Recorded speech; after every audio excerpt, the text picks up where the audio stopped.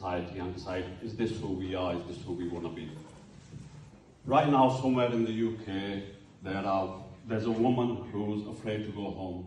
There's going to be a woman who's afraid for her husband to come back home.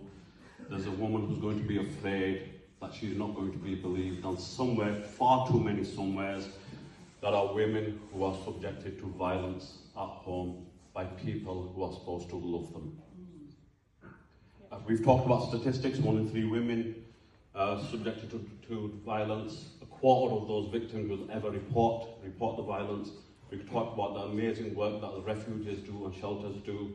We could talk about the zero tolerance attitude towards from the law in terms of domestic violence. But we need to do more. We need to do more. Prophet Muhammad, peace be upon him, said, treat your women with equity and kindness. British law says zero tolerance towards domestic violence.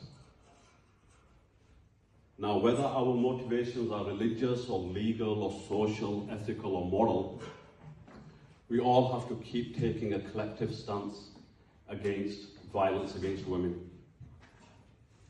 Now, there are times when silence feels comfortable, but silence isn't an option.